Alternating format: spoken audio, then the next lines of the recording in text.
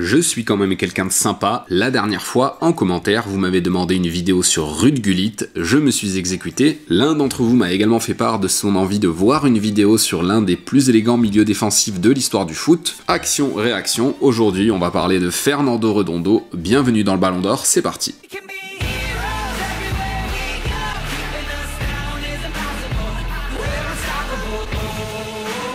On a finalement peu d'infos sur le parcours en jeune de celui qui est né en juin 1969, donc on va directement passer à son aventure en professionnel qui commence du côté d'Argentinos Junior. En 5 années là-bas, Fernando ne marque qu'un seul but dans le championnat argentin. Bon, de toute façon, c'est pas son instinct de tueur dans la surface qui va nous intéresser dans cette vidéo. Il part ensuite pour rejoindre l'Europe, plus précisément du côté de Tenerife où il reste 4 ans. Ces années passées à écumer les stades d'Espagne lui permettront de se faire repérer par le Real Madrid où il restera 6 saisons. C'est dans ce club qu'il brillera en devenant l'un des meilleurs milieux défensifs du monde, grâce à une technique digne des plus grands joueurs offensifs, d'une qualité de relance qui rendrait jaloux Andrea Pirlo, et de la fameuse grinta argentine qui était déjà la marque de fabrique des compatriotes de Diego Maradona il y a 20 ans. Sous le maillot meringué, il remporte 2 championnats d'Espagne et 2 Ligues des Champions, dont il est le meilleur joueur lors de l'année 2000. C'est justement lors de cette saison, durant cette dernière compétition, qu'il réalise un dribble qui portera son nom, la Redondo. Techniquement, c'est un grand pont fait avec une talonnade dos à l'adversaire. Ça lui permet d'ailleurs de terminer son action par une passe décisive pour Raoul. Après avoir métamorphosé le jeu du Real Madrid, il quitte ce dernier pour rejoindre l'AC Milan pour 20 millions d'euros. Lors de son retour au Santiago Bernabéu à l'occasion du match Real Madrid-Milan AC, il fut évidemment ovationné par le public, mais son aventure rossoneri sera gênée par une grosse blessure au genou. Ça ne l'empêche pas de remporter en 2003 une nouvelle Coupe d'Europe face à la Juventus de Turin de Buffon, Nedved, Del Piero et Trezeguet. Il se retira du monde du football un an plus tard à l'âge de 34 ans, toujours gêné par cette maudite articulation. Et c'est désormais terminé pour la carrière de Fernando Redondo en club. On va maintenant passer à la sélection argentine. Il aurait déjà dû être présent en 1990 pour le mondial italien, mais il existe une théorie sur sa non-participation. Il a apparemment décliné l'invitation pour se rendre en Italie, ne voulant pas interrompre ses études universitaires, mais il n'était juste pas d'accord avec son coach au sujet de la stratégie très défensive employée. Il regarda donc ses coéquipiers à la télévision aller jusqu'en finale. La première, et la majorité de ses caps à vrai dire, eurent donc lieu entre 92 et 94 lorsque l'entraîneur de l'Albiceleste était Alfio Basile.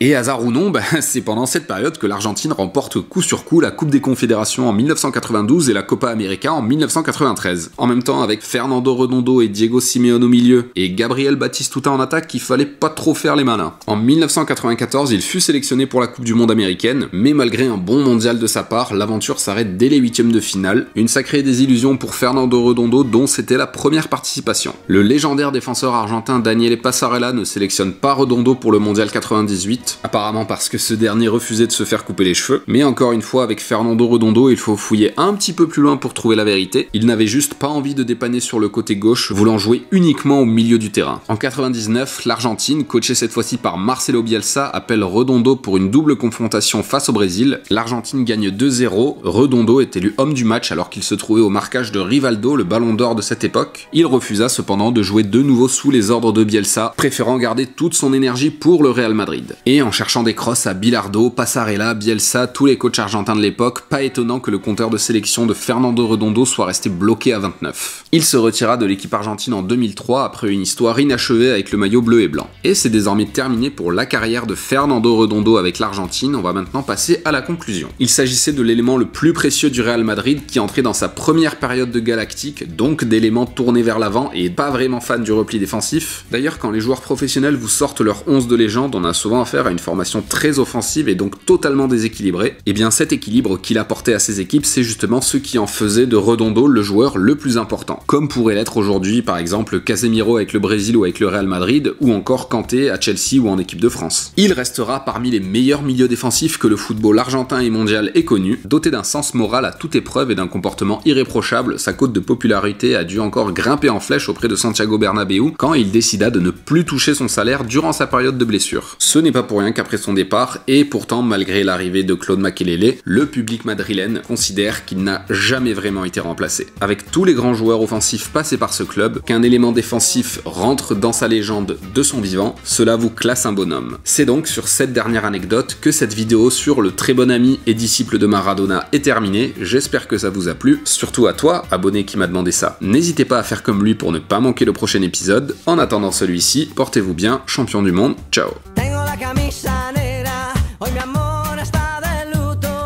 Hoy tengo en el alma una pena y es por culpa de tu embrujo. Hoy sé que tú ya no